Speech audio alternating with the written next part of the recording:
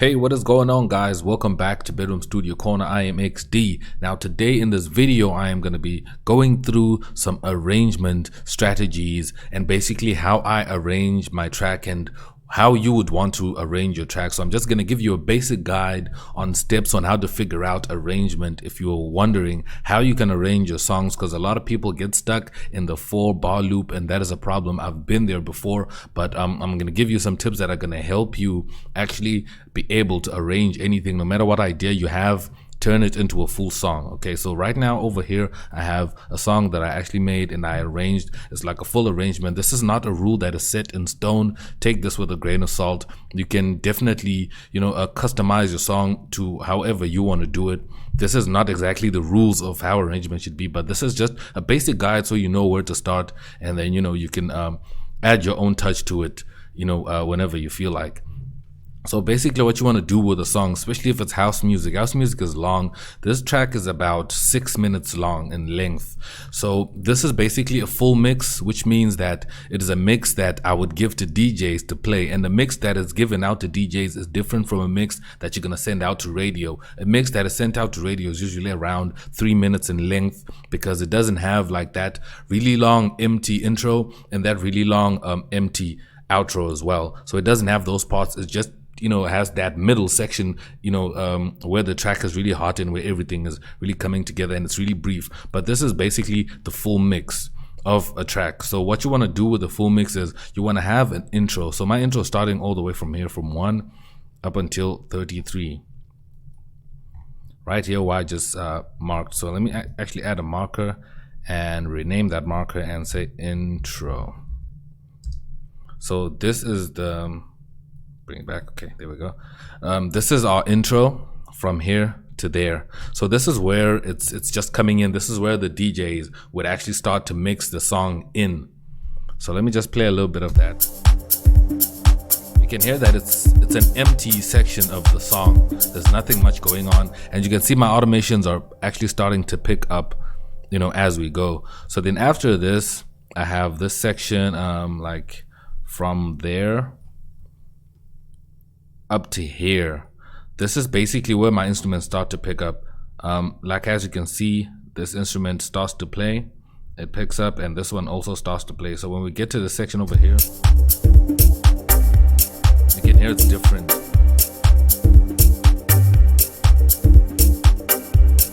So we can basically call this maybe the verse, if you will. Let me add a marker over here as well.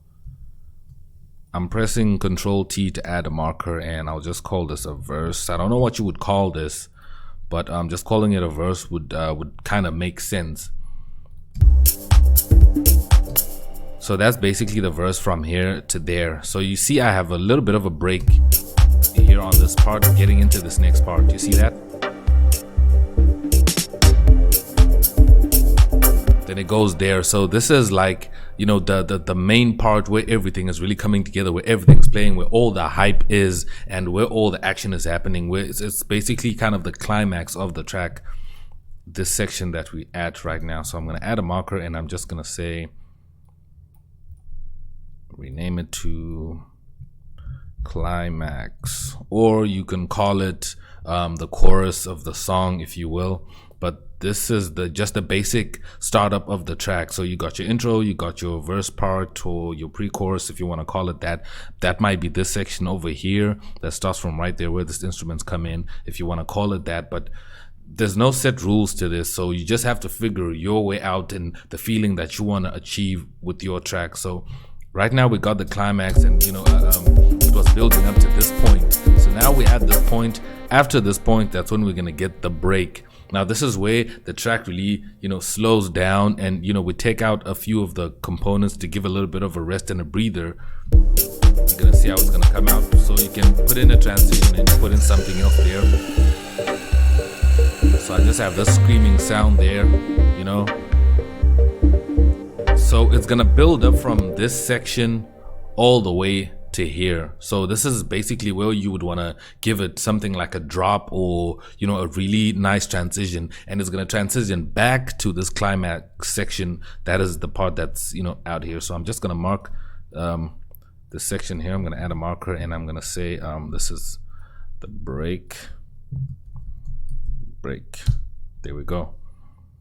So this is a section where it's, you know, it's going to take a break, and, you know, you just, you know, I mean, people have been listening to, you know, the beat pound for like 3 minutes, you know, already. So this is the time where you actually give them a break, and, you know, just give a little bit of a rest, because, you know, house music tends to be long for people that, you know, really don't understand house music. So it's just good to give it a little bit of a break, and then you build it back up to go back to your climax. So you need to just always have this kind of a part in your track, so that your song is not too repetitive. That's all we're just trying to do with these arrangements, is to cut out repetitiveness.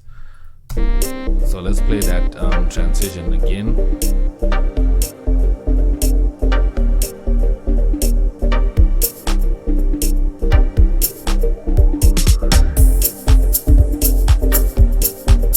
Goes back to that. So my previous video is about how to make transitions, like what just happened here. You can check that video out. You're gonna see it pop up on your screen. You can just watch that video if you want to know how you can make a nice transition. But that's basically what we have. Then what we're gonna have right now here, I'm just gonna add another marker, and I'm gonna say second climax. Oh, you know what, I'll just call it drop.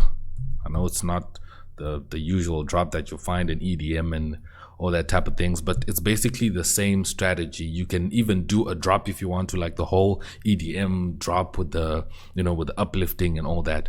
Then what you have now after the drop over here is now your outro. So if I add a marker, I'll just say outro. This is where now you're done. You're now kind of breaking the track apart. You start to take out the instruments as they came in, or however you want to do it, and you can see my automations are actually starting to come down and slide down, and my instruments are starting to fade away up until the end, you know, as we get to 6 minutes.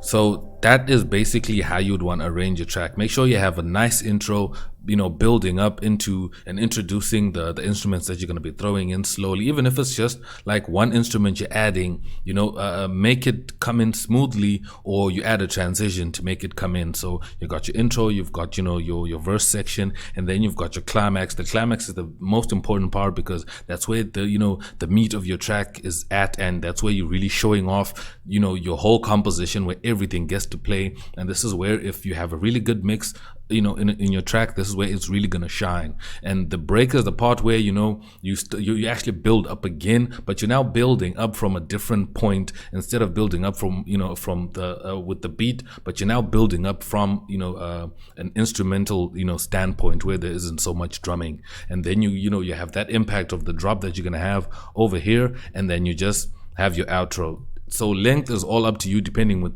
how you want to really showcase and present your track, because that's what arrangement basically is, you know, you showing off your track and kind of, you know, presenting to the listener, you know, taking them through a whole journey with your track. So if that makes sense, you know, leave a like down below. Let me know how you structure your songs, you know, what kind of parts that you put in, what you call the parts that you put in your track. I know a lot of people do this really differently, but this is basically how you'd want to do it in a simple, you know, way, in a starter point. And you can actually have kind of a template. If you want to make a template of this kind of arrangement, you can save this as a template, so that whenever you're starting a track, you can start it with all these markers loaded on, so you know exactly where to place your parts in your project. So if you find this really helpful, leave a like down below. If you're new to the channel, consider subscribing. I have a lot of, you know, valuable information about creating music on this channel. I'm gonna check you guys out in my next video. I'm X, and I'm out.